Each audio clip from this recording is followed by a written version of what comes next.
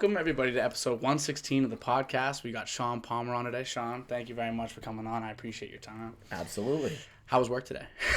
Work was good. Work was home. Working from home, which I feel like is a blessing.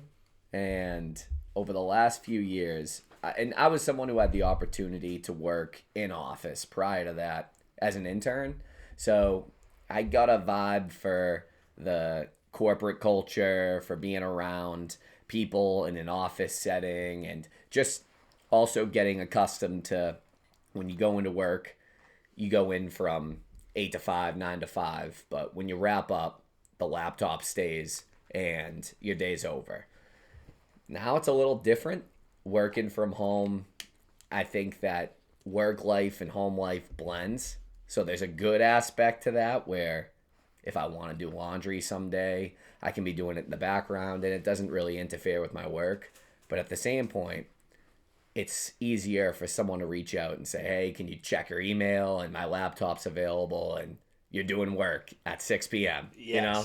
Yes. So it's interesting in that sense. There's a couple. There's some advantages and some disadvantages. I think I personally feel like there's more advantages than disadvantages, especially when you're hybrid. If you're remote entirely or even in person entirely, I feel like you're just not getting enough best of both worlds in that scenario. Maybe in person entirely, obviously there's some things, and then remote too. Like there's some things that require those, but if you can, Monday, Friday at home, I think that allows you to do a little more traveling. Like, you know, if you have a pretty, what's the way to put this? You know, not that you're not essential or whatever. If your job is up to you, like how much you do, or if you can like meet your metrics by midday, say you're very tenured, you understand how the shit works. I can have my stuff done by 2 p.m. You could go away and you could have a good vacation, take a little extended break, but you're still working that Friday, Monday, still got a 4-day vacay. I don't know. I think that those types of advantages, like, I think those outweigh just being like completely one way or the other. I don't know. Would you go back to one way entirely if you could, or? I would say it's been relatively recent that my company has started to get people in office in the more regular cadence.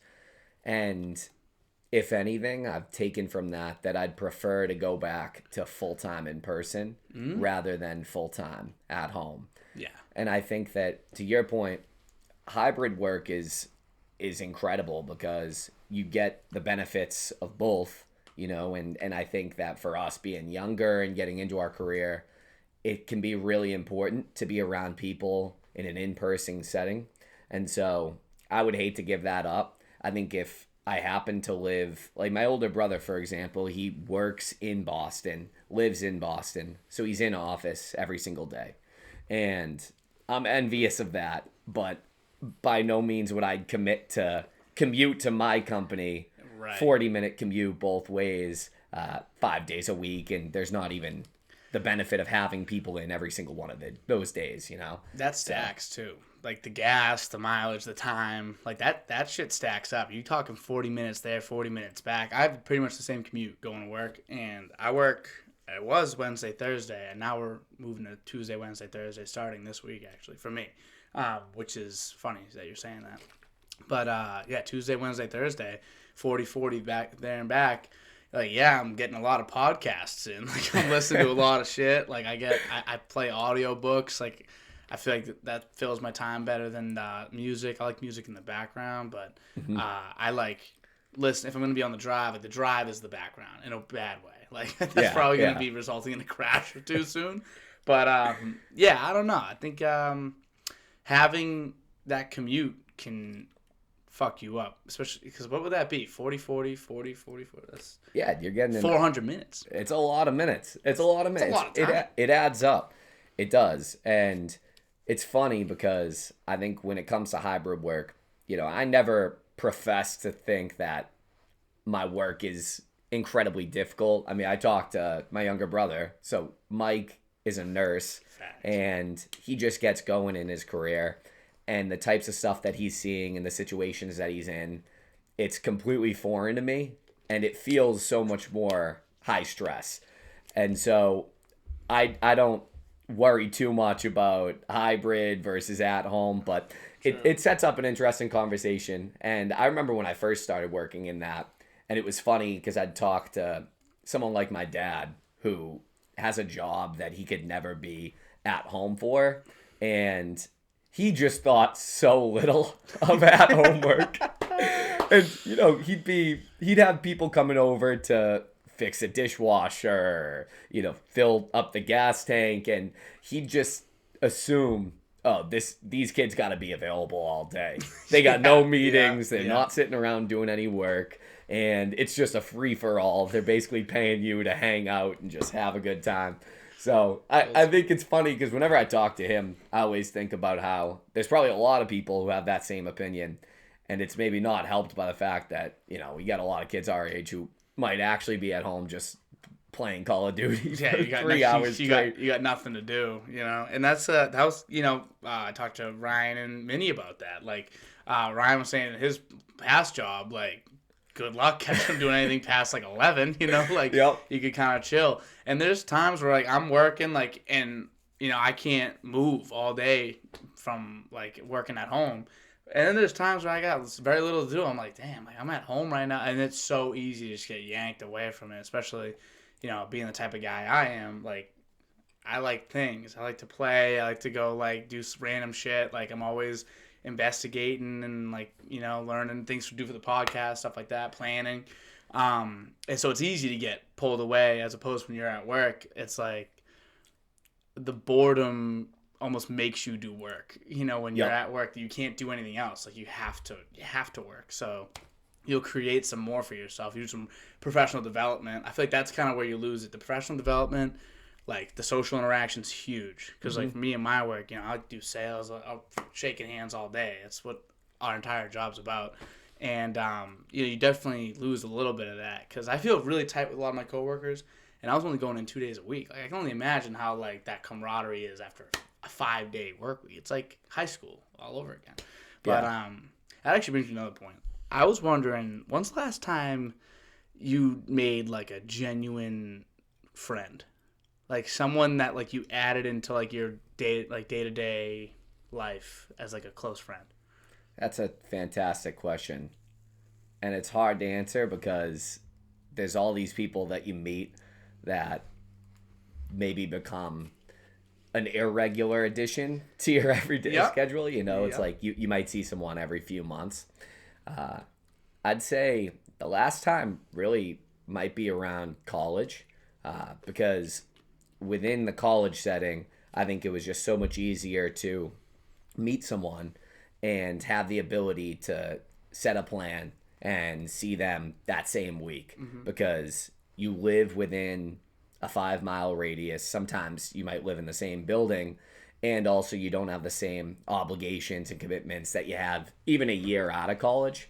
And so I know that there's a lot of people who I started to become closer with even senior year that ended up being really good friends. Whereas anyone who I meet nowadays, I see them probably once a month max, It's funny, huh? You never actually. And I'm asking you because you got a couple of years, like just a couple of years on me, like and I noticed like this past year, like I ain't made one consistent friend, and I've never had that happen in my life. Like since I was, since you're in kindergarten, you're making friends every year, a new friend, and you lose some friends, like. I consider myself one to have never lost a friend. I just stopped talking to them as much, and if I hit them up today, they'd still be chill. That's what I hope at least. But then there's people that like come in and out of your life a little bit, and you'll hang out with them a lot and making new friends, and it's great. I haven't made any friends. Like there's so many people I'm very friendly with, and like that relationship, but the relationships don't advance anymore. It's like where I meet you, how I know you is where I meet you and how I know you. Yep. There is no, I'm not like gonna do too much outside of that. Maybe once a month, go out after work. Even like I'm not even a go out after work guy. Like they go out, I'm like I don't know you guys. Like, you take it easy. Take it easy. I got friends already. I already know people. Yeah. And actually, something I guess I want your thoughts on too. So I was a You were too, right? Your senior year of college, was that COVID or was that? My senior year was the beginning of COVID. So March 2020 was when they first went on lockdown. Everything shut down. So right around spring break, we came back and we were doing everything remote. And that was it for the remainder of the year. So some good and some bad to that. Yeah, yeah, a little bit of an impact towards the tail end, like the graduation, the big, like the those last like few weeks that like were crazy for us at least, like we probably missed out on. But like I think about like myself, I lost my freshman year and most of my sophomore year. Like, it was all virtual. Um, and I think about that sometimes, and I'm like, my sister always tells me she found her friends freshman year and she solidified them sophomore year, and then junior and senior year was like all fun with them. And I'm thinking like and a lot of kids, like I'm not the only one. Obviously, this happened to millions of kids, like just straight up missed out on like making their college friends. So, and I was lucky enough, a lot of my friends came from high school to college with me. So like Nick DeSimone, Mike Palmer, Liana, Yep. all came with me, Haley. And, so I got to keep those friends around. But like, I think about other kids, like they probably all went back to their high school friends as well. I find myself with my high school friends more than I do my college friends. And I think that's something different even within like my sister hangs out with her college friends more than her high school friends. I think that's something that's very specific to people more that had that type of experience. Do you hang out with your college friends more, your high school friends, or you kind of got a little mix too? It's a good question. I think, well, first off, I completely agree that when I started to really think about what I lost in terms of COVID, cutting off that tail end of college versus what the next year lost or what someone in your age group lost, it was pretty easy to quickly realize we didn't lose all that much. Yeah, It's like we miss a graduation, which is frustrating in the moment, but it to me really wasn't indicative of this bigger accomplishment. I think just finishing the school is perfectly fine for that. Yeah. But when it came to people who were a freshman or a sophomore, that was where I met a lot of the friends who I became much closer with over the years. And even in the last couple of weeks, I've had the opportunity at a party or get together to see a bunch of kids that I met freshman year. And I'm still friends with them to this day. And it's a really, really cool thing. And so I feel bad for people your age because I think that was a tougher time to miss. But nowadays, I the good fortune of going to UMass, so going to a state school. A lot of my close friends just were transplanted over from Medford High School right to UMass. So I'm still close with them because everyone's local and we got, in some of them, 15 years of being buddies. So that's a lot of history. Yeah. But another nice thing was living closer to the city, Medford, Somerville, right around Boston. You have a lot of people who we met in college who were moving to the city for work. So there's an influx of people that we met that were from all around Mass, and we got to stay pretty close with a lot of them. So now still a bit of a mix, but yeah, no question that some of my friends who have been my friends since elementary school, middle school, that are still around, I see them all the time, Yep. And I think another thing I kind of want your thoughts on, like I feel like my parents didn't go to college. Like my uncles, people that I know that are older, like older than like 40, like maybe before phones really kept you connected like that. Like their college friends were like, those were their friends for life, was the college friends, not high school or elementary for guys like me and you. And first of all, do you think that's a phones thing that's making your high school friends more so the people that you're friends with for life, which is kind of crazy to say, but like it seems like that's the direction where everyone's heading. All the people that I know, like you, myself, a lot of my friends, they all got back from college and instantly went back to their high school friends groups. And is that because of the phones? And also, do you think that's like a good thing? Because there is a piece of me, like I got a ton of my really close friends to join me at school. Like my 3 closest friends all came to school with me. Yep. So, and that's great. Like it was great. It made things easy. Maybe missing something like sophomore year affected me less than most people because I still had a ton of friends. But like my sister went to a school where she knew nobody. She made like a bunch of really good friends as well as the ones she had in high school. So she has this like huge life, and I feel like mine's smaller. Do you think that's like, is there any issue with that? Do you see any issue with that? Do you think, and then also the phones thing? Do you think it's the phones thing keeping you together with your high school friends? Yeah, it's a really good question. I think to an extent, I'm envious of people who maybe just dropped everything, went to a school, knew no one there, and had to work their way up to a completely different social network than what they had back home. Because it almost feels like societally, there's more appreciation for and respect for the person who does that.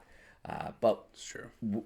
Once I got beyond maybe the first couple of years of college and felt like I was becoming better at being able to form new friendships and then have my old friendships and bring them together, I really felt like it is kind of to each your own. And in my case, I just feel like I had the good fortune of meeting some really good people who I've been able to stay very close with at a younger age. And so now if it's, like I said, for some of them 15 years later, but for a lot of them 10 plus years later, and I'm still close with them, I think that's more a sign of just these are good people that I get along with and have a lot to relate to. And so I'd hope that that's not a bad thing, because it means that I didn't meet as many people. Yeah. So, it's kind of working around the question, but I think that there's good and bad in both approaches. But for me, it's the big enemy is loneliness. So I'd rather, as long as someone has a group, whether it's a group of people you met from before or if you're meeting people now, I think it's just so important to be around people in general.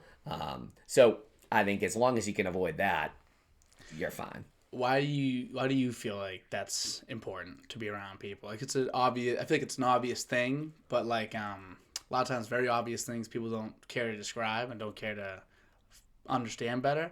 So I think that's important. It's very eye opening when you hear like your own and then other people's perspective on like what that means. So what is having people in your life? What is having friends? What does that mean to you? Why is that important? So I'd say, and I always try to say this without sounding corny, but It's okay. for me, relationships are, the most important thing. And I think part of that is how I was raised.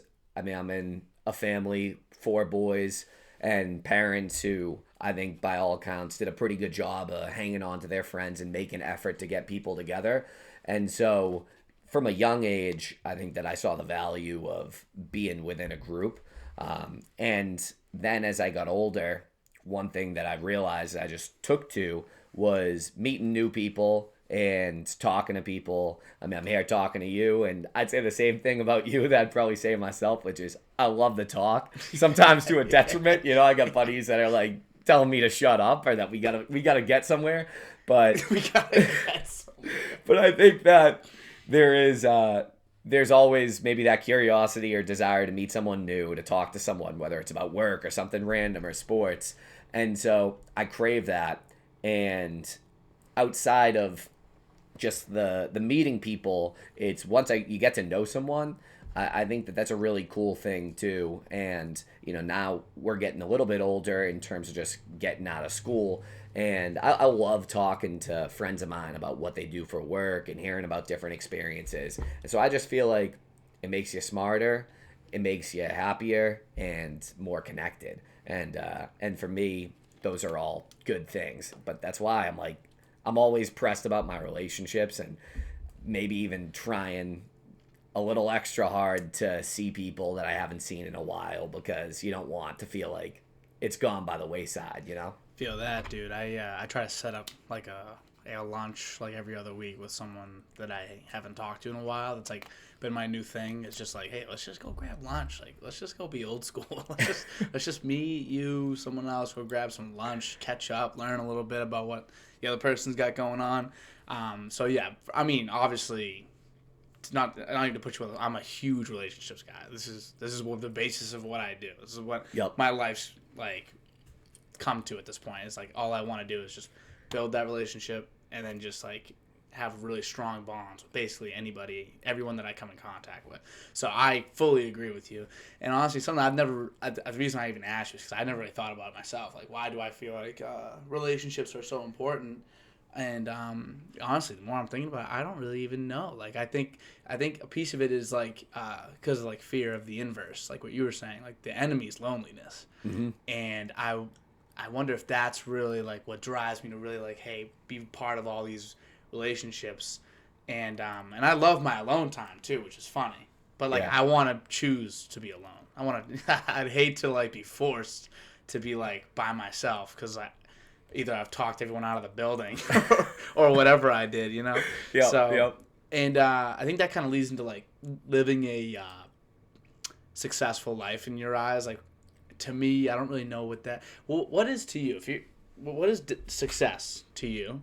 And then do you ever like look at your own life and you're like, am I like doing the right thing? Am I being successful right now? Can you describe that? Yeah, I can, because we're joking about talking too much and having people to tell you to shut up. But this, when it comes to success and something that ties into it, one thing that I feel like I spent a lot of time thinking about over the last few years, really ever since I graduated, is purpose. And so less about, is there one particular area that I can judge my life success by being work, right? Or some other aspect that's just one portion of what my life is.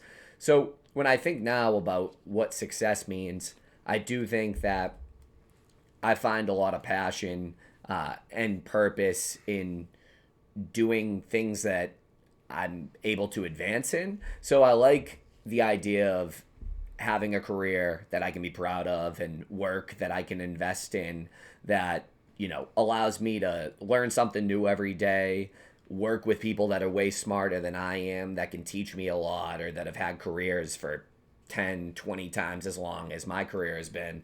And outside of that, I think that I've done a better job in the last couple of years of not just being solely work driven like I may have been when I was in school, and a lot of it just boiled down to how well am I doing in school, what are my grades. And so now I try to think of success more holistically in terms of life. And so we talked about relationships. I try to put a lot of energy and effort into the relationships in my life, and try to advance myself within work, but then even just taking care of myself and finding some hobbies that are keeping me busy and that are good. You got to play a little basketball. I'm doing better getting back out there.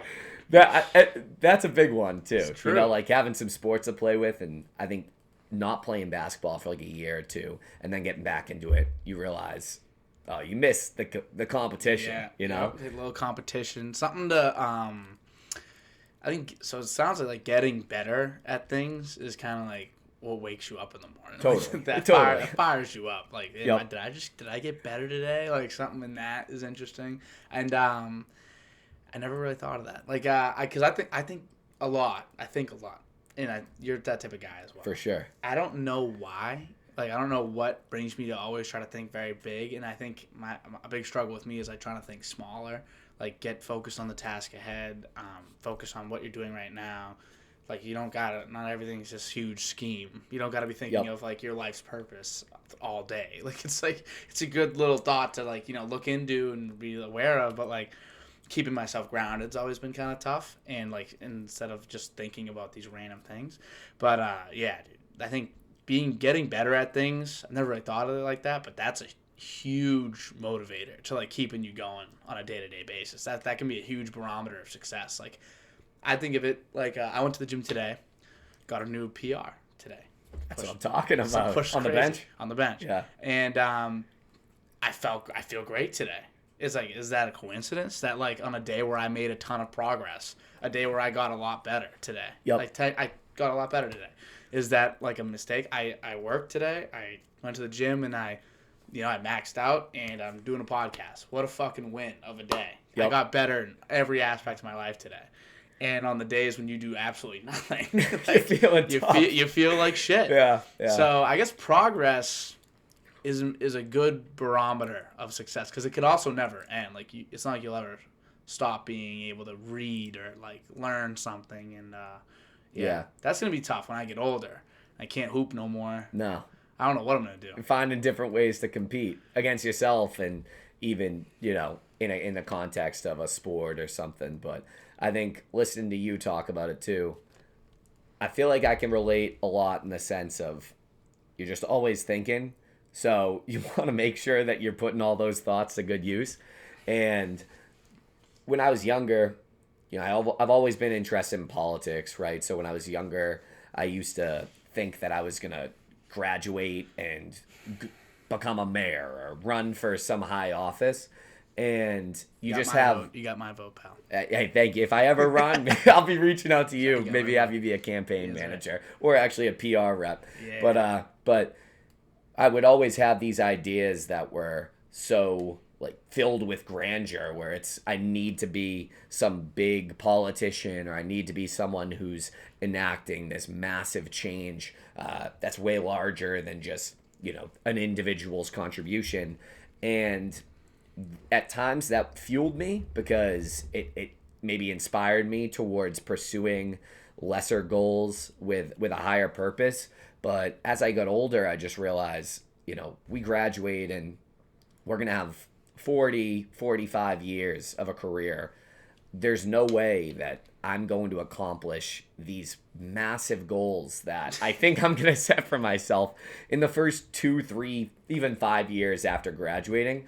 And so I really had to refine my sense of work and where my purpose would come from, because once I graduated and I'm working at first in an accounting job and it's COVID and I'm working from home and I'm not doing these incredible things, I was really questioning what was all this school for? What were all these ideas for? But a lot of people who, like I said, a lot of people are smarter than me and maybe have a better outlook just on getting there, but over time, influenced me to become a lot more patient in my approach. And I think the net result is, if I look back from, I'm about to be 4 years out of college, but if I look back at the last 4 years, I can point to a lot more success kind of personally in my career, health-wise, than I otherwise would have been able to if I was so obsessed with this like end-all be-all higher goal, Yeah, it's like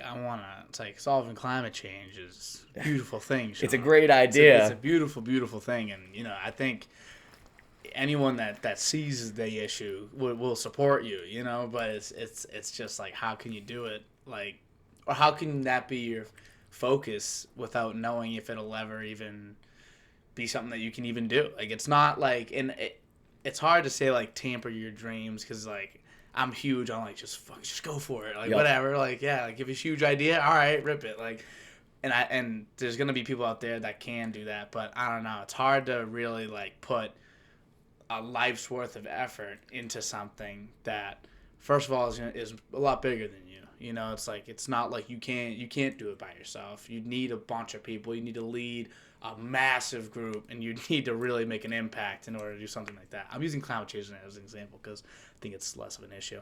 But like whatever the case may be, if you're trying to make this a huge shift in like society, man. Like, a lot of that shit happens by accident.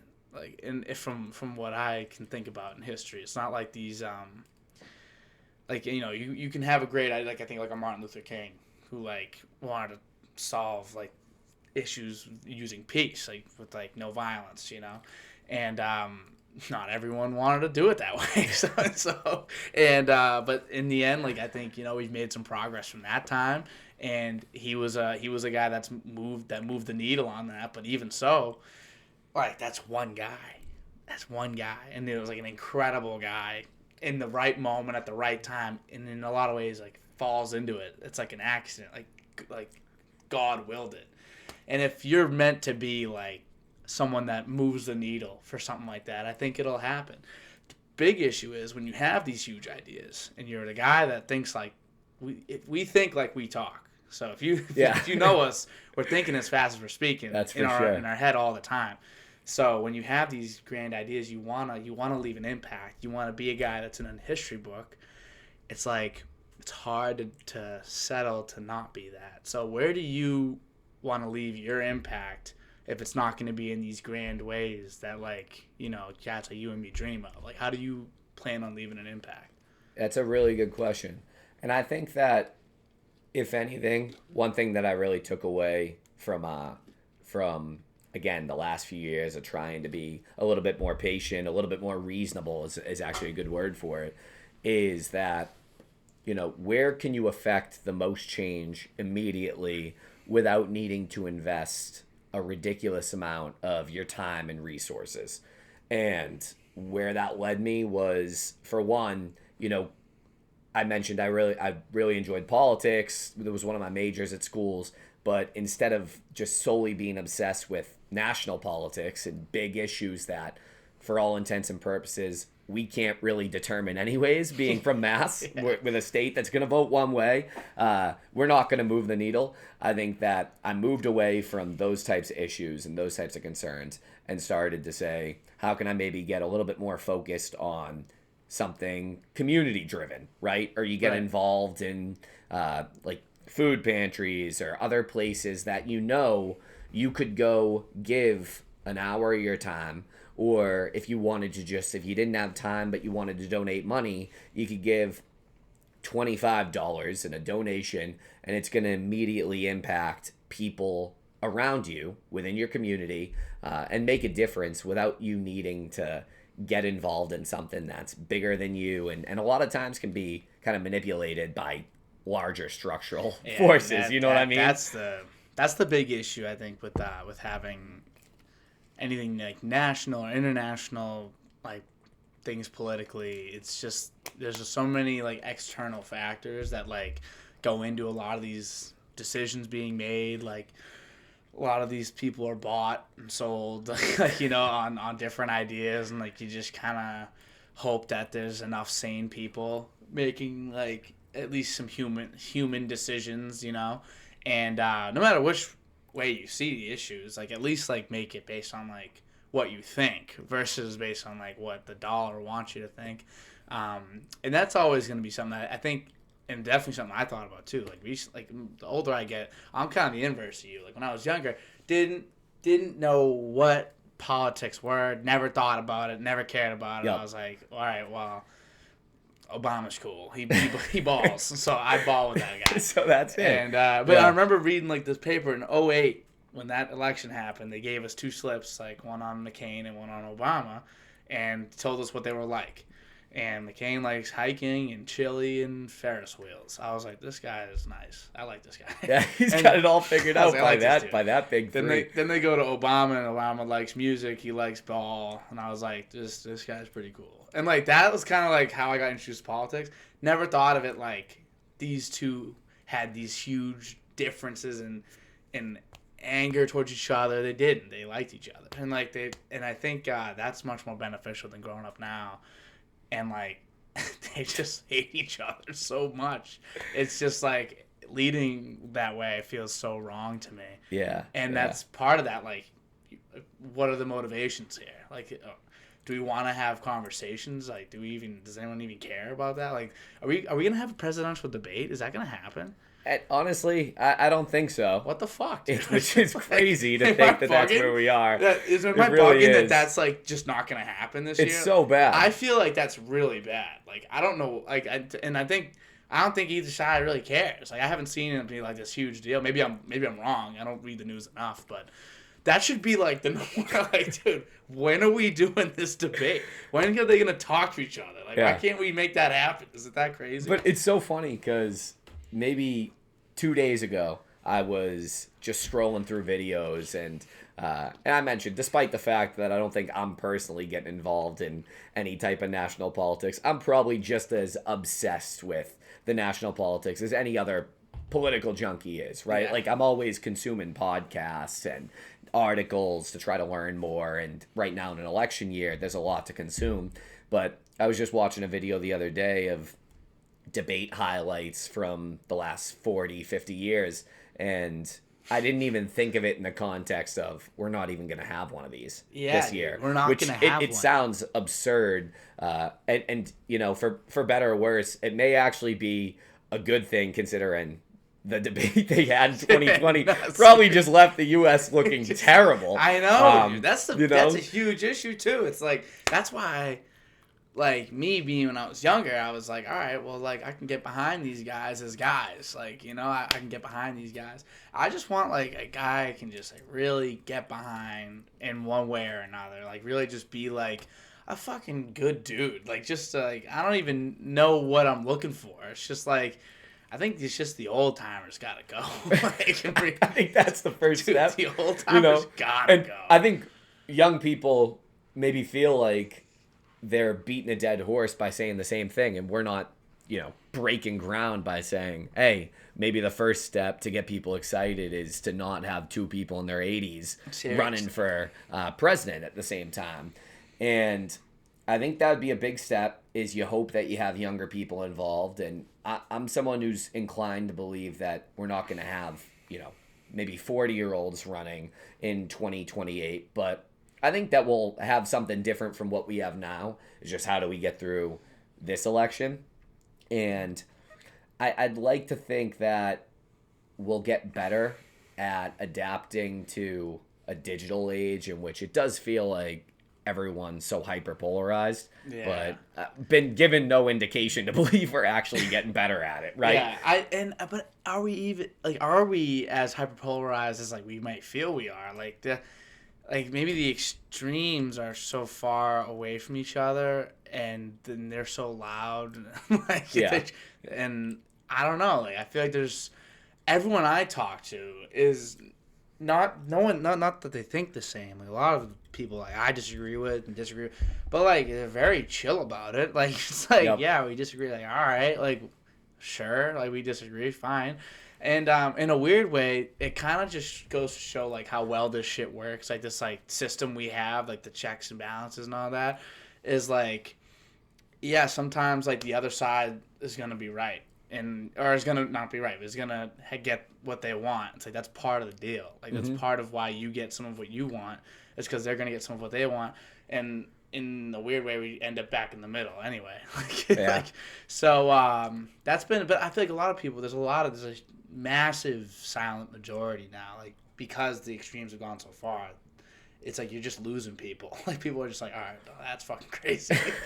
Like on both sides, like, no, you're being weird now. No, it's tough, honestly, and I think at times people who maybe do have a pretty clear-headed view of it feel like they don't want to speak on the division because they think that they're equating both sides, and they maybe have an ideological view that leans left, and they don't want to sound like they're saying the people who are on the far left are the same as the far right. But I think it's completely appropriate to say that when you look at the last 15 years, and especially because of the advent with social media, which is so attention driven and built on the backs of algorithms that feed off of division. To your point, it's like, are the voices just louder than they were 20 years ago when you didn't have this? Yeah. And there's probably some truth to that, but I think that it's hard, and I think that today's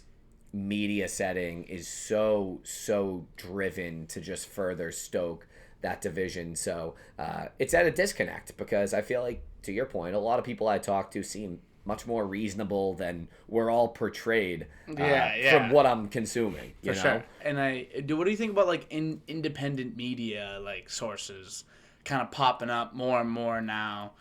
I guess podcasts are important, stuff like that, like where you're kind of getting, in some capacity, both sides of the story. It puts me in a category, but like I'm a huge Joe Rogan guy. And I like it because he'll have on anybody. Like he definitely aligns with a certain side more than another. Like it's pretty. I mean, whether he thinks so or not, like it's pretty obvious based on the people he has around him.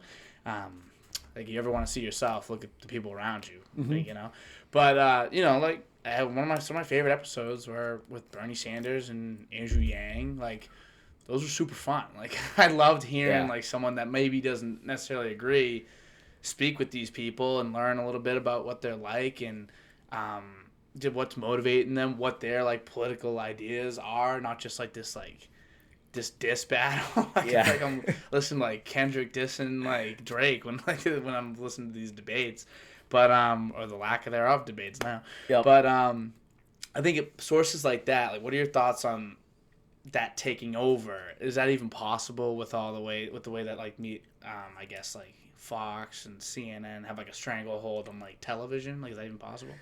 It's it's hard, right? I think that there's people out there who are trying to do it, and hopefully people that are really smart and know how to run a business and can get attention.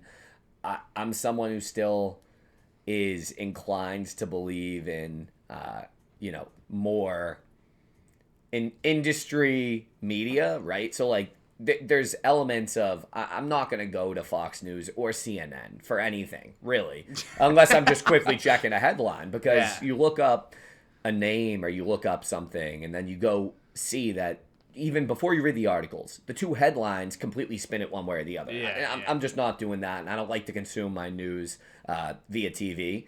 But when it comes to podcasts, I think that there's still a lot of people out there who are making good material, and to me, the biggest indication is you can kind of give your spin on it, because everyone who's going to host a podcast, I mean, if you're hosting a podcast, you deserve to have your take.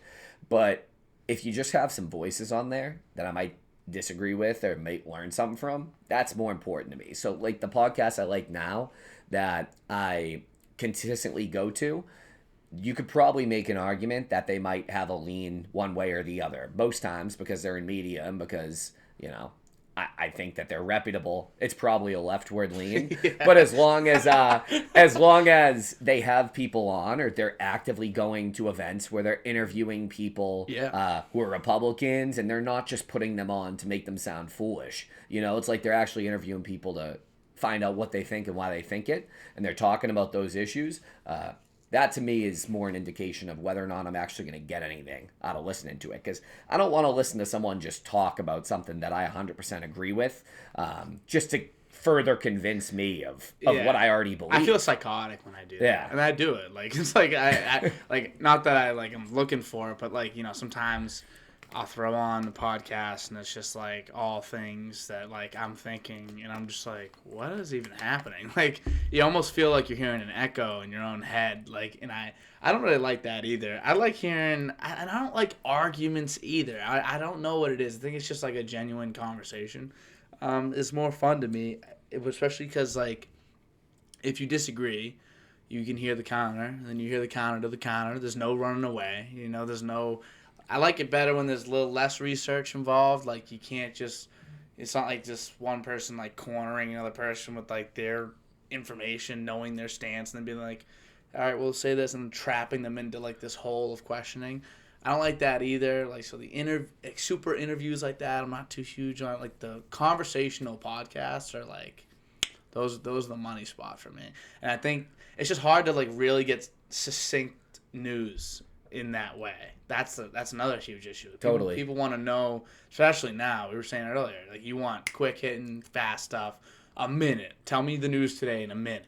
How are you gonna do that without bias? Like, Yep. you can't. Like, everybody has their own bias. And I guess another question: when it comes to these podcasts, like independently ran, do you think that version of the bias can be a little bit scarier in a way, because it's almost like people will just 100% trust them, and it's somewhat near reality, but like those little bits of bias can be a little bit those little things that are misleading. It's like, since you're so bought in and it is like a independent thing, you're just like, oh well, they mean well, so I obviously can trust everything they say. Do you think it takes smart people and maybe puts them in a bad box? Do you know what I'm trying to say by that? Yeah. I think that also maybe it just further creates the silos that we're talking about, Yeah. right? Where Yeah, I see. I think that sometimes you don't want to, or at least I have a high level of respect for people who come across as unbiased, right? Because I think that it indicates that a lot of times they're actually trying to give people a fair shake, find out what they think, and then they probably harbor their own views, but they've probably made themselves more capable of talking to someone who they would otherwise disagree with, and maybe even convincing them of something. They're not going to completely change the way they think, but they're better prepared. And I think that the way it's set up, where it's so easy for people on either side of the political spectrum to completely write off sources as having a bias. It's a concern, it's certainly a concern, because there's times where it's less of a problem now, but maybe a few years ago when I might have been a little bit more steadfast in my opinion and a little uncompromising, I might be having a conversation with, someone like my older brother, and maybe we have differing opinions, but it's so hard to talk because we're starting from a place where we're not even consuming the same stuff. It's like he's going to the same 3 sources, I'm going to the same 3 sources, and neither of them cross over. So his conception of reality is completely different from mine, not even including like our personal experience. So I was just gonna say, like, your perspective's super important, it can be problematic, but with media, it's like, how do you prevent that? And I don't know. That's a big question. Yeah. How often do you find yourself changing your mind on like a subject or a thing? You're a smart guy, so I wouldn't expect it to be that much. You're a smart guy, and I think basically how smart you are is how little you have to change your mind because of how frequently you're probably correct. But you're a smart dude, so you don't really have to do it much, I'd assume. But how frequently do you feel like you're seeing information and being like, my opinion is changing right in front of my eyes? That's a good question. I think, like most people, I probably think that it's a lot less than it actually is. But I'd hope that, nowadays I'm more malleable than I was 3 years ago, right? Because I think maybe it's less about my opinions completely changing and more that if I have a view on a particular issue, I'm willing to talk to someone about it. And now maybe I'll leave and be more open-minded to a particular point within that larger issue, right? So I'm aware that maybe if I have a view on, say, an issue like climate change, where it's a very big issue and it's cut and dry, I know that it's going to be extremely difficult for someone to convince me that, like if I believe that climate change is a problem, it's going to be ridiculously difficult for someone to convince me. It's not a problem at all. But I think one thing that can happen is maybe I could talk to someone who can make me more sympathetic to why there are people somewhere in the country who have basically decided that it's less on their priority list and it's below, like getting food on the table for their families, right? Yeah, facts. So I think that there's more movement for me in those areas, and I try to, basically when I talk about politics a lot of times, I feel like I just end up asking more questions or doing what I can to like egg out answers out of other people than I do trying to just strictly talk about what I believe. So, it's probably a little bit, but not as much as you'd hope, right? It's like everyone wishes they could talk. They could say that they change their minds all their time and that they're always listening to new ideas, but, It's like you think away for a reason, Like, I think the only times I'm changing my mind is when I'm presented new information. And I don't feel... And I also need to not feel like that information's attacking me. That's a big thing with everybody, whether you admit it or not. Like, if you feel like the information's attacking you and your stance, like... Yeah, it's going to be hard to change your mind. Like, I think I heard a quote the other day. I forget what it was. I read it. I forget. I was hoping I'd remember the things I read. I'm starting to read more.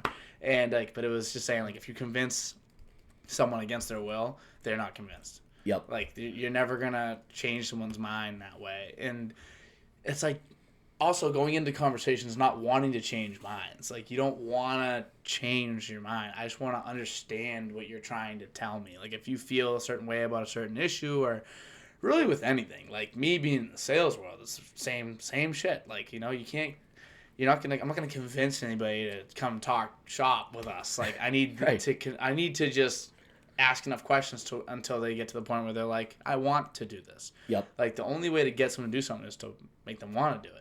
And the only way for you to change your mind is you have to want to change your mind. And sometimes that's just because you're basically at like societal gunpoint, and you need to change your mind. And you're like, all right, shit, yeah, maybe I'm wrong. I have to do it. Yeah. I've been there, and or maybe you actually see something brand new, and you're like, you know what, dude? I think that this might make sense, and you have to feel like you're Sherlock Holmes, and you just uncovered it. You reached a new level of intelligence. If you can make someone think that, or again, I'm being manipulative, but like if you can think like that for yourself, like I'm just increasing my intelligence, you'll be much more open to, I guess, changing your mind. Totally. And I think politics is one area, but I'm just someone, I love to debate and I love to talk about these things. So if it's politics where maybe I find that I'm becoming a little bit more, or trying a little bit harder, I should say, to be an active listener. In other areas, it's not the case at all. I'm still debating anyone who's willing to debate with me on anything and openly inviting that type of controversy. And, you know, my friends, we'll just debate about, to an outside person, it might be the dumbest shit ever. You know, it's like one of my friends is George. He's a doctor in physical therapy, and so he's constantly reading new research and articles, and we'll talk about it. And around one time, he's talking to me about, you know, like stretching is maybe not as valuable for you as people think. But I'm like, no, stretching is valuable. And what probably for a lot of people would just be like, this is a meaningless conversation. It goes by the wayside. Yeah. We spent like 2.5 weeks, you know, like looking up articles and debating with each other. And at times, you know, like we're walking to go out somewhere and it just happens to come up. And yeah, it's literally like, oh yeah, of course this guy doesn't believe in anything about stretching. And then, you know, you're back into talking about it for 45 minutes. And so there's the smallest things that you end up getting so fixated on. Yeah, but it's so much fun, you know? Yeah. And I'm just like lucky to have some buddies who will entertain it and like that type of conversation. You'll take them all on if you got it, dude. I don't give a fuck. 1v3, I'm happy to. And I think that's still something I really enjoy. And sports, too. Like, I love talking to people about sports. And to me, it's as fun to just debate with people as it is to talk about things that we agree with. Like yesterday where I'm talking about college hoops and I'm with my family and Mike just mentioned something about, and you know, I'm gonna preface too, I'm not some expert on NCAA women's basketball, but I've watched at least enough games to know Caitlin Clark's incredible and read enough articles that talk about how good she is. But Mike just says something to the effect of, you know, there's other players that have a chance to get drafted ahead of her in the WNBA draft. And whereas that could probably just be a comment that other people are like, oh yeah, sure. It's like for me, I'm like thinking, dude, you don't know what the hell you're talking about, you know? and so he's also, and Mike's also someone who's kind of willing to entertain like that debate only up to a certain point, and then he'll just say he doesn't want to do it, which I get. He's out. Yeah, he is. But then my inclination after that is like, again, because I don't know enough, I just go into my phone and I'm looking up like 5 or 6 different things, and I'm like, hey, dude, do you not know these stats? Or like, I'm like, there's like 5 or 6 articles that I'll talk about her being a consensus number 1 pick. I didn't know any of it. And then, you know, I'm in work today talking with people about tonight's game, and I'm thinking, prior to yesterday's conversation with Mike, I didn't know half of what I could talk about now. I probably sound like I've been watching the whole season. I'm spewing right now. But it's just a good example that happened like yesterday that speaks to how much I just love that type of talking and debating, and anyone who's willing to entertain me with it. Yeah, chopping it up's the best. Especially when you have something that you like. That's with me. I can't do what you did. Like I wouldn't be able to like hear Mike say that and be like getting on his case, because I probably know about as much about Caitlin Clark as you do. Where I've watched enough of her play, and I've seen, you know, I've read enough, I've heard enough to where I'd assume she's going number 1. I do know that Angel Reese is nasty. I've heard great things about Angel Reese, and there's another chick too that's balling. Forget her name. But so this is a great, you know, NCAA is about as good as it's ever been. Mm-hmm. It definitely is. But yeah, she's going 1 as far as I'm concerned. But I don't know enough, so I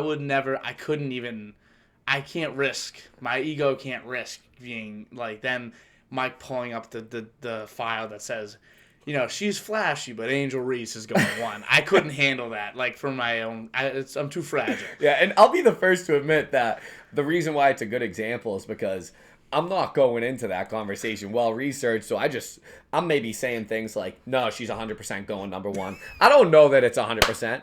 And thankfully, you know, this is just one example where once I looked up a couple things, I had no reason to believe I was wrong. Yeah. But I was lucky, probably in that just regard. A little, you know, based on the inferences you could see. But I could see, because I know a lot of people talk a lot about Angel Reese being like nasty too. So I understand where Mike's coming from, and maybe what he might have seen.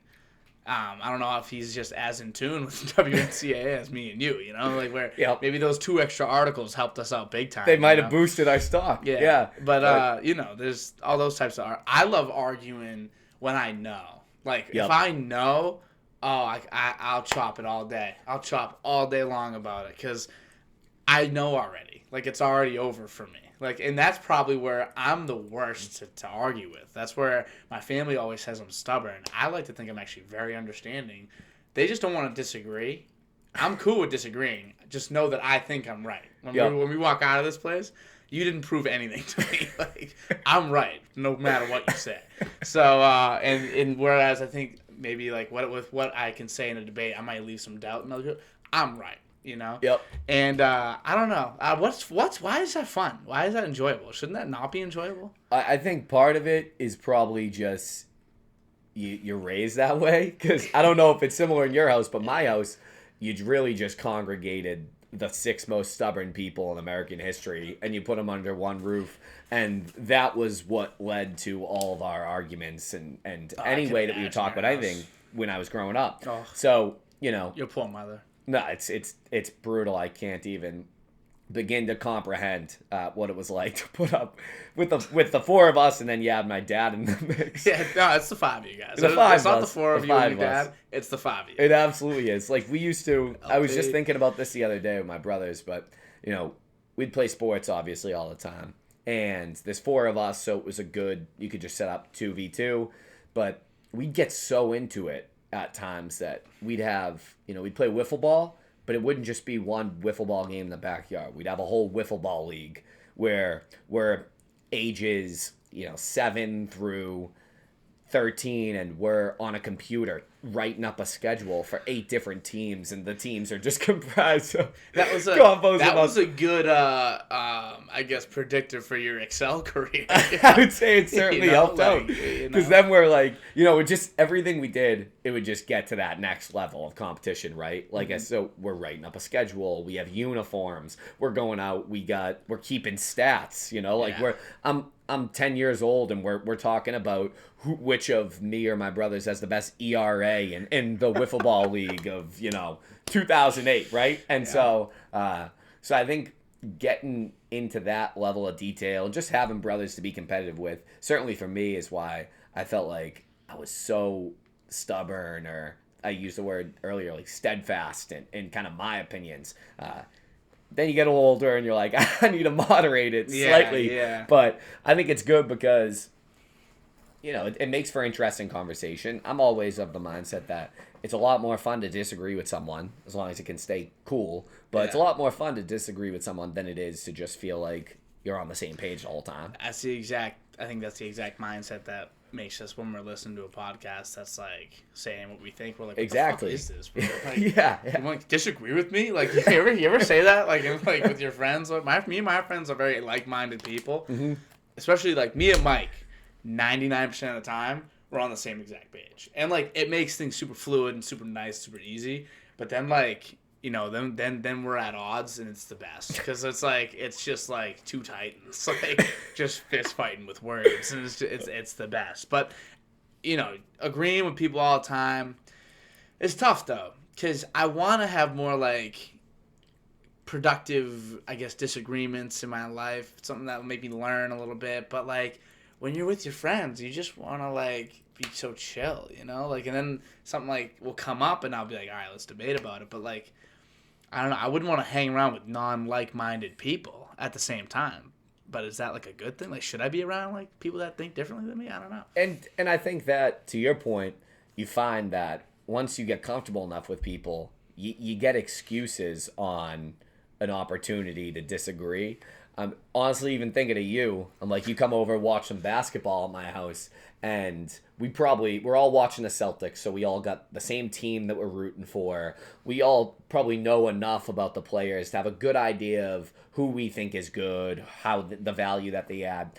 But we still find a way to be talking about whether the team that we're playing, which is the Orlando Magic at the time, is good enough to maybe compete with us for like a game or playing as a slightly better team. You know, it's like the reality is we had to go through 4 or 5 different layers of agreement to get to a point where we can just manufacture something that we can disagree on. And you were able to bring it up, and it's, you know, we're in a room with like 10 guys, and there's lively conversation for like half an hour about this very, very specific thing that that honestly, it's hard to explain to someone who doesn't even watch basketball, like what we're disagreeing on. Yeah. But I think it's a testament to your point, though, that sometimes even with like-minded people, if you work hard enough, you'll find something that you disagree on, and that can be the driving force behind some really, really fun conversation. Yeah, because that's like, you know, that's what I remember from what we talked about. Like, I don't know, I have a hard time remembering many of the occasions where I was like in full agreement and like things went swimmingly. Like it's I don't know. Like, I guess there's something memorable about it. That's why debate shows are so good. Like, you know, like everything Stephen A. Smith does. But then again, I think it, you know, if that's what's entertaining and if that's what's, I guess, well, if that's what people like respect is like having an opinion and like being able to stand by it and like prove it. I think it's tough to be like that way. I mean, I'm that way. You're that way. But it's like you're almost like a caricature of yourself because you need to be so like steadfast in your opinion that like you're almost like saying shit you don't mean, like 100% Caitlin Clark. Right. Like you need to be a character, like you didn't even know, like in that, and I wonder how often like Stephen A. Smith, who gets paid, you know, to do that, gets in front of the television, in front of my TV screen every night, and just goes, "Ladies and gentlemen, I got sources in New Orleans telling me Zion to eat the table." Like, did that actually happen, or are you just so standing in this pocket of this decision God. And then of course Zion has now since turned it around. He's been fucking nasty. Unbelievable. So maybe he wasn't actually eating the table because he's been fabulous. So it's just stuff like that like makes me think, like, am I being like a caricature of myself? Am I going a little too far? Yep. You know? Do you ever feel? I mean, obviously with the Caitlin Clark thing, but like. Do you feel like you're being that version of yourself? Is that good or? Probably not the greatest thing. I'd like to think that in, you know, the confines of a more professional setting like work, that I'm probably a lot more agreeable and willing to try to play towards the more appropriate response. But if I'm around a group of people that I'm particularly comfortable with, and I know that we're just there to shoot the shit, then totally there's times where I'm probably letting that argument get so far that now we're getting like frustrated with each other. Yeah. And then, you know, it's that buffer of time to say, hey, we got to move on. Yeah. But when you talk about debate shows, I think that's why, like you said, people love that shit. And I always think that the people who I'd search up when I was interested to hear about a sports take would be someone like Skip Bayless or someone like Nick Wright, because their opinions are going to be at times so outrageous and so all or nothing, where a player is clearly one of the best 5 players in the entire world at doing something, and they'll convince you that, you know, they suck because they lost to the best player. But that's the people you want to go to because they're that outlandish, you know? Whereas, like, I don't know, I don't really care as much for someone who's maybe just going to have, like, a lukewarm take, right? But that's the whole Boston sports. I'll admit, like, I don't really consume Boston sports talk much because they do it to an extent that is honestly unproductive for me as a fan, right? It's like Felger and Maz. I mean, I just swear they wake up every day and they're like, how can we get the most people around the Boston area heated about what our team's doing? I mean, probably. You know? That's probably 100%. What they do. And that's why they're on the radio for 20 years doing that. It works. It's a bit of a shame because, like, you'd think, you know, it would be nice if, like, agreeable and, like, easygoing moments were like what people sought and like what, you know, it's like I've never looked up like a compilation of Stephen A. and Skip agreeing. Like I've never looked that up. It's always like most heated debates. Exactly. Like, people eat that shit up. Yep. And I don't know if that's a good thing. I think it's like one of those, but I think it's part of human nature too. It's like, I try to not write off my flaws to human nature as much as I possibly can. Like, I want my flaws to be mine, and I want to be able to fix them and become better. Part of that improvement thing, probably.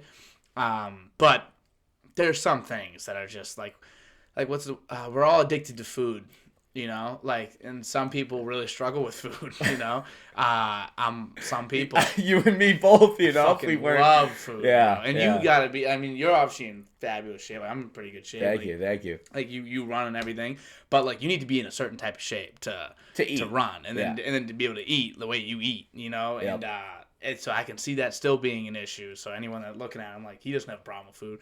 Food's still an issue for all of us. Yeah, no, I'm like Zion, dude. I'll eat the table. I swear. I eat the table. I'm running to get rid of the calories. I'm not like adjusting the calories to prepare for the running. Yeah. But how has that been? I don't want to keep you too long, but you're okay. You're okay. I'm having a good time. I want to know how because you ran a marathon. Yeah. So last year, fuck, dude? last year I ran a marathon, and it was great. Honestly, it was the actual marathon itself was pretty tough. I definitely, especially being my first and being someone who could have probably done more research. I was pushing myself a little harder than I needed to in the beginning, and so you pay for it on the back end a little bit. And rough few weeks in the aftermath, the marathon, knees, ankles, totally a whole lower body. What does it even feel like? And is it like comparable to any other pain the day after? Marathon? Honestly. So one thing that's nice is with a marathon in particular, anyone who's training for any type of big distance event, there's so much training that you do in advance of that run that you start to your body becomes a little bit more acclimated every single week if you're really doing a good job to ramp up to get to that level of training. So for example, for me, I was probably running more seriously for about 8 or 9 months before I really had my ramp up period to then train for a marathon. But even once I started that, it's a 20-week plan that I was on, and you're in 20 weeks maybe ran 400 miles, and you have your long runs. You're doing like I'd gotten up to before I ran the marathon. I had a run where I ran 22 miles. It's my longest hit. So your body is making those adjustments, but as I'm sure a lot of people who then have run many more marathons than I have would say, when you're doing your first one, you're so excited, you get there on the day of, and if I'm targeting X pace, then my first 14 miles, I might be trying to undercut that. I'm running with a group that I can keep up with maybe for half of the race, but in reality, I'm probably pushing myself a little bit too much. And so by the time I actually finish the race, the last 3 or 4 miles, my legs hurt as bad as they ever have in any, exercise. Like I felt like I couldn't move. My muscles were so messed up. And so the next few days, to your question, it's like, my ankle's bugging me. My legs are crazy sore, and I was. Even imagine. I'm in office so I ran on Sunday, and I was in office on Tuesday. Oh. I didn't have to go on Monday, thankfully, because I could barely even walk around my house. I was looking like that's a day off. 100%. It's like even if I'm online, I'm probably not breaking any world records for productivity, but that Tuesday, I remember I'm going in to work, and I'm going downstairs to eat lunch, and I'm walking with my boss, and I'm walking down with a limp. I got like a bum ankle. I'm like trying to go down the stairs, and I'm walking like I'm 70 years old, and he's laughing at me the whole time, and he just think I'm a madman for even doing it. But you take a beating on the back end, but it was awesome. It was totally worth it. And now this year, we'll see. I mean, I know a lot of people just start doing it and they never stop, but I was like, kind of wanted to get back into doing other activities. Like I mentioned to you, I love playing basketball, but last year I felt like I had to give that up. Like I got to play a little bit I would play in like a league, whatever, one night a week max, and had to skip a lot for running. But during the summer, I just couldn't do it because I was so worried about risk of injury. Yeah, so that would suck, dude. you know, it sucks. Halfway through the training. Exactly. And so that was the only thing about, I know that I want to do another marathon, but I was like, I'm taking at least a year off. I want to do, like, I'll still run a lot, and I'm still doing a lot now, but at a much lesser pace. I don't have some big goal that I'm working towards, and I don't have that pressure that comes with, I can't allow myself to do something I really enjoy, like play basketball, right? Because I'm worried about an injury. Mm-hmm. You know, now if I get injured, whatever, it is what it is. I'll deal with it, but I'm ran not. a marathon. It's not gonna kick me in the ass, and I'm gonna be beating myself up. That's so sick, dude. To have that under your belt. How long is it entirely? What's the exact mileage? It's 26.2. So for me, it was around like 4 hours. So 26.2 miles. What do you think is like the max, like that you could that a human could do? No, not that a human. I've seen people do like over 100. Yeah. But those aren't humans. In my opinion. David Goggins is not a human. In my opinion. How about like you? Like if you had, could you? Because 26.2 was what it was. Obviously, you didn't collapse before, so you could have kept going. Yep. How far do you think you'd make it before you literally collapse? It's a good question. I think, and again, it's like one of those things where you'd have to be in at least some form of training. But that day, you crossed the line. When I was doing it that day, especially if I wasn't going for a specific pace, I think that being ready for 26, all things considered, I maybe could have got to like around 30. I mean, I have friends who have done super ultra marathons and they've done around 40 miles, right? That's a ridiculous number, and your body's just taken an absolute beating. I'd like to think that if I really committed to the training, and this would again need to be, if I trained for 4 weeks or for 4 months last time, this would be like you're training for a full year. But I think that I could see myself getting into like the 30s to 40s. I don't know about over 50 because you just have to give up so much, even more than I feel like you have to give up to train for a marathon. But it's like you get up there, and if you're at 26 miles, what's another 4? And that's like what happens with all the running. Is for me, that was how I got into it, which is I was just running to stay in shape, and one of my friends convinced me to just download an app to track my running. And so that's how you got into it? That's how I got into it. I just go one day, I went out to run, and I didn't know how much I was going to run. I run 6 miles that day, and I was like, I just did 6. That's damn good. Just a week later, I was like, I might as well see if I can do 8. I did 8, and in a couple months, you're running 10 miles, and you're doing that like every single week. And then once you get on a plan, like I said, it's like it's incrementally increasing, so it's keeping you a little bit better in terms of the workload. But it's just it's probably like you with lifting. It's so easy to then say, well, if I just did this for 5 pounds, like, yeah, it's going to take me a little while. I might plateau for a bit, but I know that I can get myself to that next level. But yeah, I always say with a marathon, like my part and thought on that is I had a coworker who's probably in his mid to late 30s, and he's in good shape. He knew that I was starting to get into running because I'm talking to him, and so he was giving me tips. He'd give me these like snacks that you have or electrolyte packages that you use, and he was like, oh, these are ones that I liked to use before. Mentioned that he had run a half marathon in times past, but clearly knew his stuff. Yeah. Anyways, I told you that I was using an app, Strava, to track my runs. So like my coworker, he's also on Strava, so we're following each other, so I can see his exercises, he can see mine. And as I'm in the heat of really training to do a marathon, and again thinking I'm fucking pushing myself here, I just start to notice, he's going on, this guy's waking up early in the morning, and he's biking to Walden Pond, and then he's swimming at Walden Pond, then he's biking home, and then he's starting his work day. So, I knew he's keeping himself in shape. I knew nothing else beyond that. And one day, it's like a month before I'm about to run the marathon, and I'm completely ignorant to whatever this guy has been doing. In the meantime. I see him go run 20 miles, and I sent him a text. I'm like, what the hell? You wake up today and just decide I'm going to run 20 miles around the neighborhood? He's got kids. Yeah. He's always working, grinding.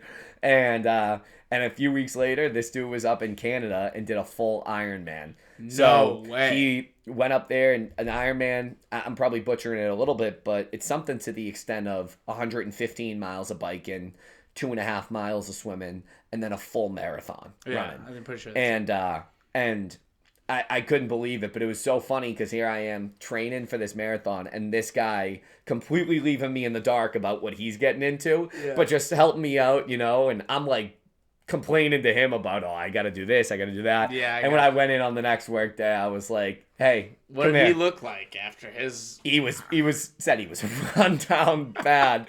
And I was like, dude, you just had me talking to you complaining about like my 10-mile run or something for the last 3 months. But here you are prepping for an Ironman, which, we said a lot of people can run, but that portion of people that can do an Ironman, it's absolutely ridiculous. The swimming thing, dude. Swimming 2.5 miles. Yeah, that sounds like it's not. It doesn't sound like that much in the context of the marathon and then the biking, but it's ridiculous. To me, sounds like the worst part. Right, 2.5 miles swimming. Like, yeah, it's just that was a funny story for me because it really put into perspective what I did. Right, because I take a lot of pride, as you had alluded to, in running a marathon. Obviously, it's a good thing, and just building up to a goal that I had to basically tell myself like a year before, I'm going to do this, and then being able to do all the work to get there.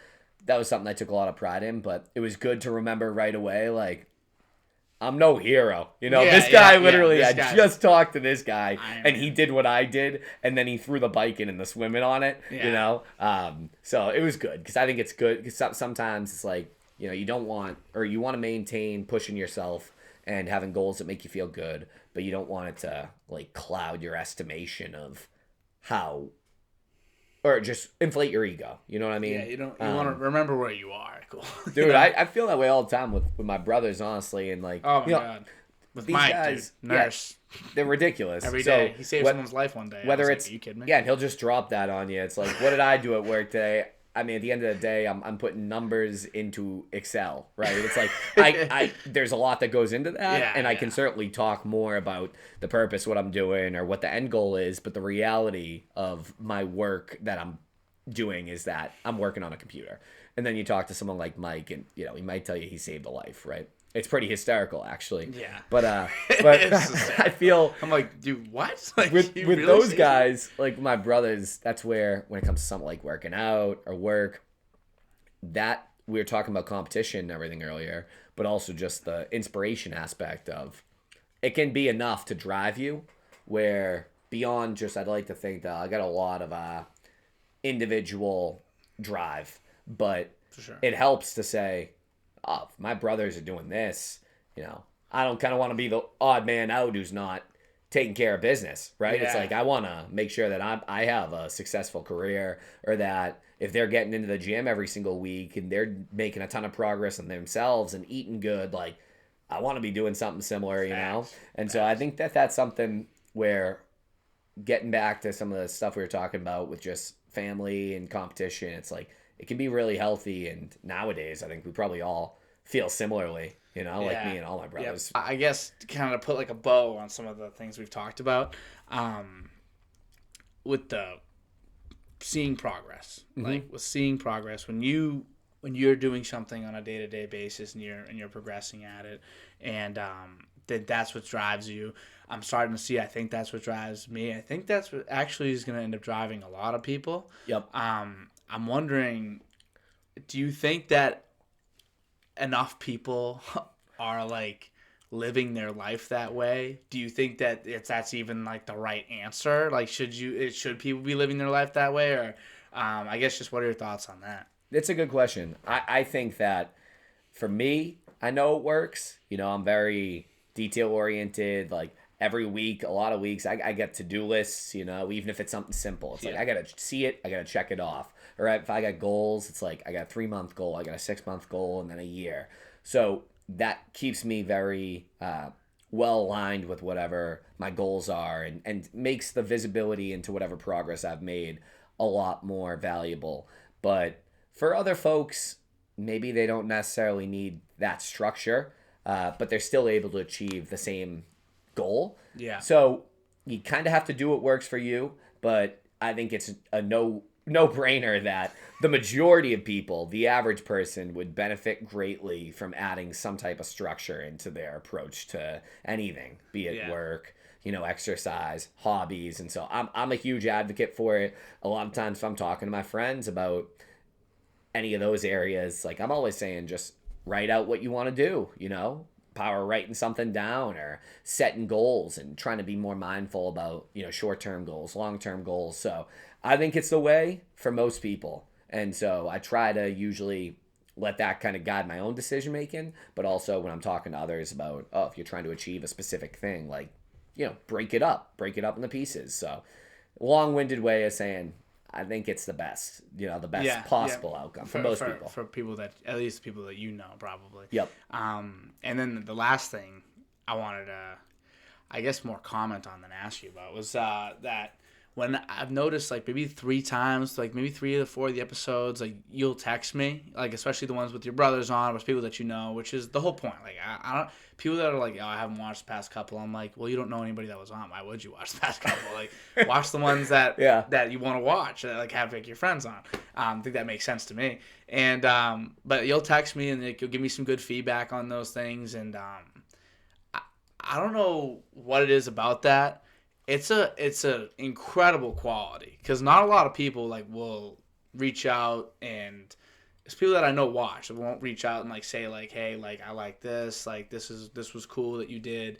And also, like, me and you, it's not like we're like this, like, right, like you're my, like, one of my best friend's brothers, really. Like, and but what is it, I guess, in you that, like, makes you just be like, let me just reach out to this kid? And I use me as the example, but I assume this is how you operate. Like, if you see something, like, like your brothers with the Paisani food truck, you guys are doing good with this, whatever the case may be, what makes you, like, reach out to people and say, like, good job, basically, or, like, I like this? What is that? Yeah, so I'd say, for one, for your specific example, I just got a ton of respect for anyone who's doing anything that requires effort and energy. You know what I mean? So for someone like you who is putting all this time and energy into something, no matter whether you're listening to every episode or if you're listening to a few episodes or if you catch just one, I know that just saying to someone, hey, like, I listened to this, that's already, going to make someone feel good. But also, you're already going through the effort of listening. I'm someone who likes podcasts. It's like, then I like to tell you, like, hey, dude, this was awesome, you really did this well. Or, like, then you'll ask what other things could you have done. So for that specific example, that's kind of the thing for me, where it's I there's that passion, right? Like, the thing that I admire most about anyone in my life, be it family, friends, coworkers, just people who are passionate about things. So doing whatever I can to just continue to push someone towards doing something that they're passionate about, that's a win, especially when it's something that can be so simple as just, like, maybe spending 5 minutes of my day in a text conversation. So I'd like to think that that's a mantra that I live by or adopt. I was listening to the podcast that you had with Paisani, actually, and I was laughing about how Minnie's on here, and he just had, like, he read a ton of books that he was referencing. Yeah. And, but it's funny because now as I'm talking through this with you, I realized, like, yeah, there's one book that I read that was called The Happiness Advantage. And basically there was a lot of research behind things that you would think are otherwise simple, where you flip the idea that to be successful or to be happy, you need to be successful, right? Flip it on its head and say, well, to be successful, you need to be happy, right? And so it's hard to say what's the correlation there, what's driving what, but just research that really, really little things can have a meaningful psychological impact on yourself and on other people.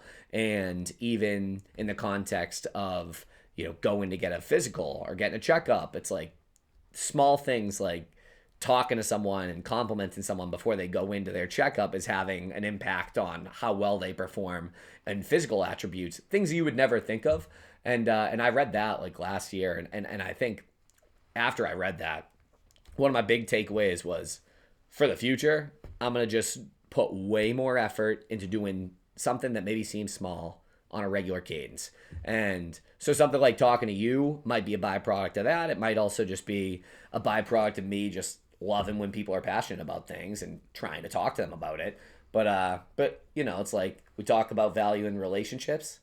I think relationships are like an insurance policy, right? For sure. It's like but instead of money, my investment needs to just be energy, right? And if I ever need something, like if I ever am doing something in the future that I need other people, or I have something going on in my life that requires me to kind of lean on other people, it's like if I've made enough of that investment, I can kind of cash in on that policy too, you know? It's like you have this network of people around you that's going to support you and going to put effort into you, and all you had to do was just like give them a little bit of your time. Yeah, and it's not like an IOU. Like it's exactly. It's like it doesn't, and you know it isn't when it doesn't feel that way. It's like I have so many people that if I asked them for anything, like they'd hook me up right now. Like, and it's not, and I guess that's probably a good barometer of checking that. Like if you feel like you can hit somebody up and they'll do you that solid, like without question, you must feel also like you're providing that value equivalent to their life, you know? Like, you know, you've asked me to come ball. I told you that story a couple weeks ago about helping me get to my classroom. Yep. I don't even know if you remember, barely. And then you know, having you text me about whatever, all these like things with the podcast, and then you being nice enough to come join me on the podcast. Like this is like you've done a ton for me, like in my eyes, like, and always super nice, and you love to chat. I love to chat. I end up going and hang out with you and Mike, and me and you end up chatting the whole time anyway, because we just got 2 chat boxes. Yeah. But it's so it's like whenever you needed anything, like I'm your guy. Yeah, for sure. yeah. If you ever for some reason needed a podcast, you have a friend that's doing something, you want them to be in front of a camera, I'd love to have anybody on, anything like that. And I think that's probably true with you in all your relationships, if I were to guess. Totally. If that's the way you're treating people, a lot of it's give and get, like, you know, like what is it? Happiness begets happiness. Exactly. Love begets love, things like that.